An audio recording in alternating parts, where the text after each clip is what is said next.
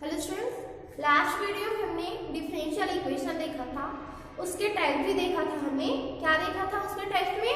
हमने ordinary differential equation क्या होता है देखा था, ठीक है। उसके आगे हमने पार्शियल डिफरेंशियल इक्वेशन, उसके बाद उसके डिग्रीज एंड ऑर्डर देखे थे, ठीक।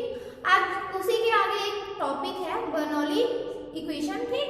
इसको आज हम रीड करने वाले हैं। लेकिन बर्नौली इक्वेशन जाने से पहले हमको कुछ बेसिक चीजें भी पता होनी चाहिए, जैसे लीनियर इक्वेशन क्या है, नॉन लीनियर इक्वेशन क्या है, लीनियर इक्वेशन का स्टैंडर्ड जो फॉर्म होता है वो क्या है फर्स्ट ऑर्डर के लिए, ठीक है। तो वो सब देखते हैं हम। तो जो टॉपिक है वो टॉपिक क्या है? Equation reducible to linear form, Bernoulli's equation, रैखिक रूप में समानीय समीकरण अर्थात बर्नौली समीकरण, ठीक है। तो सबसे पहले यहाँ देखते हैं हम कि लीनियर इक्वेशन क्या है, ठीक है। तो लीनियर इक्वेशन जैसे कि हमने देखा था कि इंडिपेंडेंट और डिपेंडेंट वेरिएबल पे ही बात होती है जब भी हम डिफरेंशियल इक्वेशन के बारे में बात करते हैं।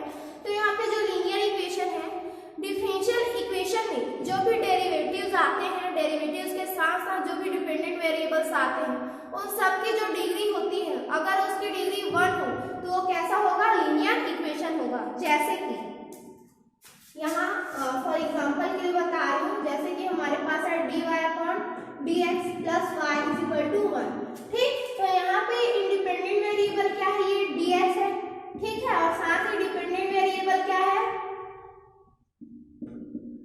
ये है हमारा डिपेंडेंट वेरिएबल, ठीक है। डिपेंडेंट वेरिएबल ये भी है यहाँ पे। तो यहाँ पे हम इसकी डिग्री देखते हैं, तो इसकी जो डिग्री है डेरिवेशन वाले पार्ट की, तो इसका डेरिवेशन फर्स्ट टाइम हुआ, ठीक है। साथ ही इसका जो डिग्री है वो डिग्री क्या है? यहाँ पे 1 है।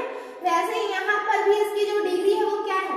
1 है, ठीक है। देन यहाँ पे क्या हो गया? हमको ये जो इक्वेशन है, इस इक्वेशन की जो भी हमको डिग्री मिल रही है वो क्या मिल रही है? 1 ही मिल रही है, ठीक है। देन ये क्या हो जाएगा? Linear equation. एक बार फिर से रिपीट कर रही हूँ कि लीनियर इक्वेशन ऐसे इक्वेशंस को कहते हैं जो डिफरेंशियल इक्वेशन में जो भी डेरिवेटिव्स होते हैं या फिर जो भी डिपेंडेंट वेरिएबल्स होते हैं, अगर उसकी डिग्री 1 होती है तो वो कैसे होते हैं? लीनियर इक्वेशन होते हैं, ठीक है। अब देखते हैं नॉन लीनियर इक्वेशन। देखो लीनियर इक्वेशन में हमको पता चल गया कि यहाँ पे जो भी डेरिवेटिव्स आएंगे, जो भी डिपेंडेंट वेरिएबल्स आएंगे, उसकी डिग्री कितनी होनी चाहिए? 1 होनी चाहिए। देन नॉन लीनियर इक्वेशन क्या हो जाएगा? ऐसे इक्वेशन जिस पे जो भी डेरिवेटिव्स हैं या फिर डिपेंडेंट वेरिएबल्स हैं उसकी डिग्री 1 से अधिक हो, दैट मींस मोर देन 1, ठीक है। तो यहाँ पे फॉर एग्जांपल हम बोल सकते हैं, यहाँ ले लीजिए नॉन लीनियर इक्वेशन का, जैसे कि यहाँ पे हमको y² मिल गया, ठीक है, y³ मिल गया, वैसे ही d²y/dx² मिल गया, ठीक है, या फिर dy/dx और पूरे की पावर में क्या है? 2 है। तो ये सब क्या है? नॉन लीनियर इक्वेशन है, ठीक। अब चलते हैं कहाँ? स्टैंडर्ड फॉर्म में, ठीक है। Standard form of linear equation of first order, ठीक। तो इसका जो स्टैंडर्ड फॉर्म होता है हम उसको इस तरह से लिखते हैं, dy/dx + py = q। अगर हमारे पास इंडिपेंडेंट वेरिएबल x है तो यहाँ q का फंक्शन भी कैसे रहेगा? x के फॉर्म में रहेगा, ठीक है। जब हमारे पास ऐसे लीनियर इक्वेशन मिल जाते हैं फर्स्ट ऑर्डर के, देखो यहाँ पे इसका जो भी ऑर्डर है फर्स्ट है, ठीक। तो हमको जब ऐसे इक्वेशंस मिलते हैं तो हमको क्या करना पड़ता है? इसके लिए IF निकालना पड़ता है, ठीक है, समकल गुणांक। तो हम जब इसका समकल गुणांक निकालेंगे, दैट मींस IF समकल गुणांक,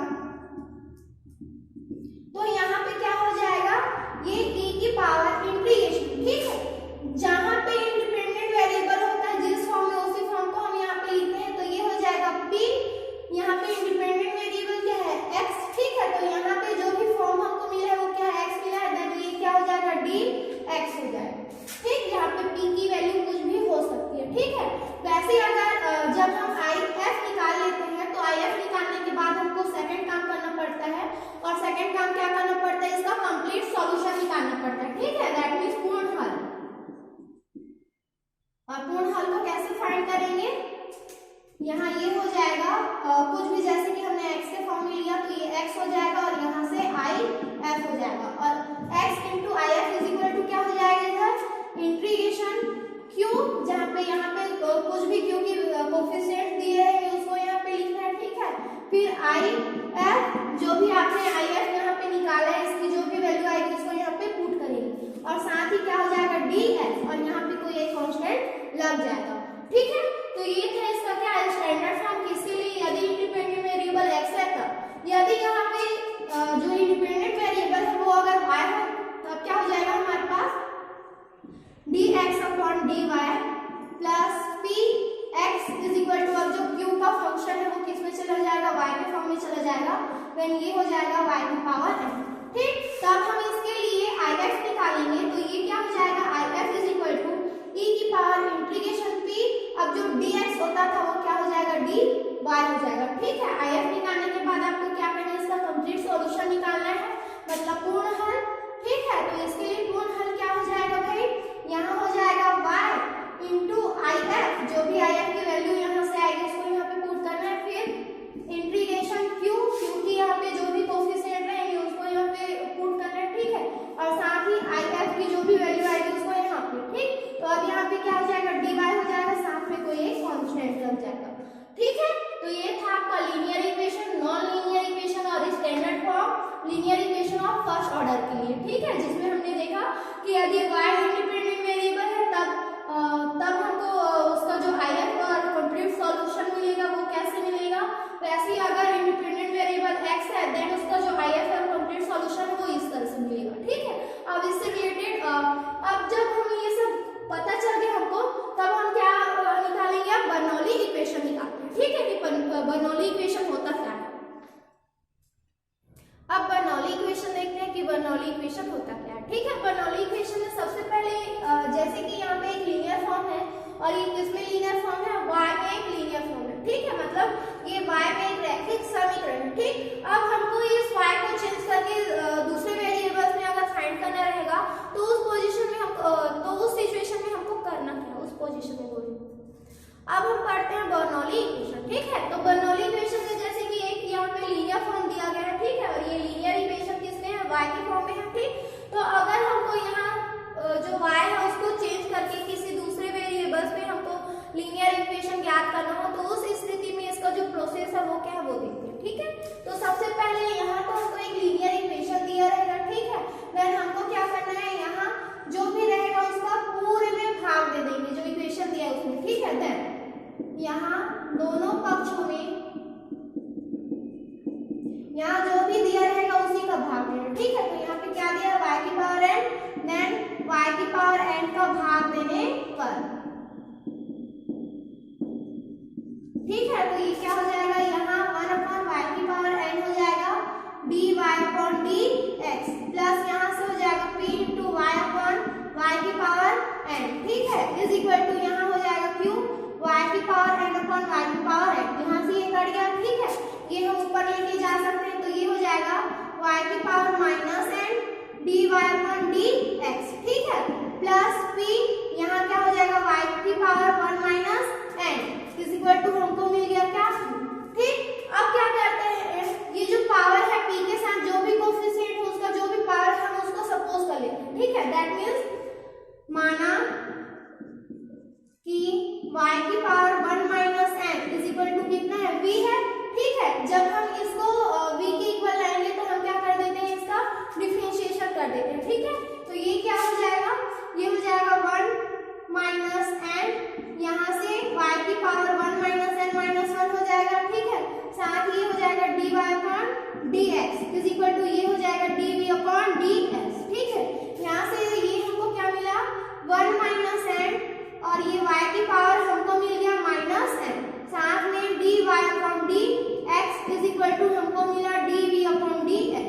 ठीक है, यहाँ पे देखो हमको क्या चाहिए, y की power n dy upon dx चाहिए, तो ये एक्स्ट्रा है तो हम इसको क्या कर देते हैं, इधर ट्रांसफर कर देते हैं। ठीक है, तो हमारे पास क्या आ जाएगा, y की power minus n dy upon dx is equal to हमारे पास आ जाएगा 1 अपॉन 1 माइनस n और यहाँ से dv अपॉन dx। ठीक है, यहाँ जो भी आया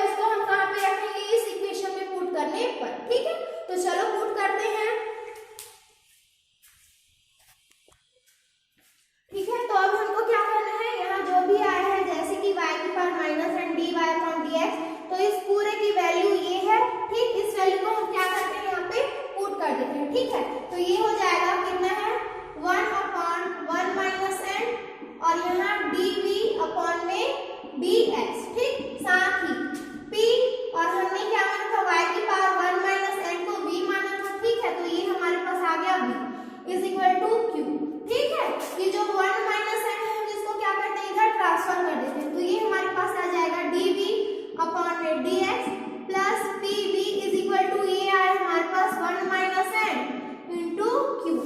ठीक, अभी देखिए थोड़ी देर पहले हमने जो लीनियर इक्वेशन देखा था वो लीनियर इक्वेशन y के फॉर्म में था।